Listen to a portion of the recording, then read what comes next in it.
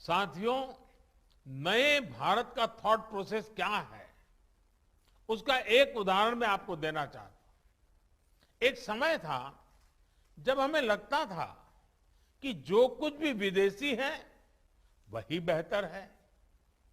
इस साइकोलॉजी का परिणाम क्या हुआ, ये आप जैसे इंडस्ट्री के दिग्गज भली भांति समझते हैं। हमारे अपने ब्रांड भी जो हमने सालों की मेहनत के बाद खड़े किए थे, उनको विदेशी नामों से ही प्रचारित किया जाता था। आज स्थिति तेजी से बदल रही है। आज देशवासियों की भावना भारत में बने प्रोडक्ट्स के साथ है। कंपनी भारतीय हो ये जरूरी नहीं, लेकिन आज हर भारतीय भारत में बने प्रोडक्ट्स को अपनाना चाहता है। यानी देश मन बना चुका है। अब उद्योग जगत को इस मन के मुताबिक अपनी नीति बनानी है, रणनीति बनानी है।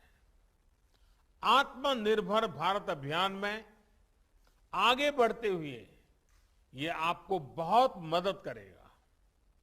दूसरा एक फैक्टर है जिस पर भी आपको ध्यान देना चाहिए, ये है भारतवासियों का बढ़ता हुआ आत्मविश्वास। इस आत्मविश्वास को हम हर सेक्टर में देख रहे हैं। अभी हाल ही आपने ओलंपिक्स के मैदान में इसे अनुभव किया है। आज भारत के युवा जब मैदान में उतरते हैं तो उनमें मन में वो हिचक नहीं होती। वो मेहनत करना चाहते हैं, वो रिस्क लेना चाहते हैं, वे नतीजे लाना चाहते हैं। Yes, we belong to this place, ये भाव आज हम अपने युवाओं में देख रहे हैं। इसी प्रकार का आत्मविश्वास आज भारत के स्टार्टअप्स में है। आज यूनिकॉर्न्स नए भारत की पहचान भी बन रहे हैं। 7-8 साल पहले भारत में 3-4 यूनिकॉर्न्स रहे होंगे। आज भारत में करीब करीब 60 यूनिकॉर्न्स हैं।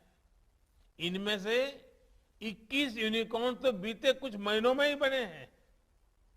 और ये बात आपने भी नोट की होगी कि यूनिकॉर्न्स अलग अलग सेक्टर में आ रहे हैं।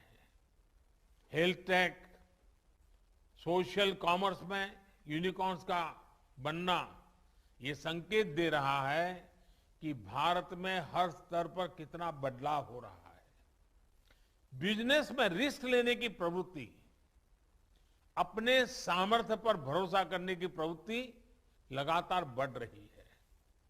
इतनी बड़ी महामारी में भी हमारे स्टार्टअप्स के एम्बिशंस बुलंदियों पर है। इन्वेस्टर की ओर से भी इंडियन स्टार्टअप्स के लिए रिकॉर्ड रिस्पांस देखने को मिला है।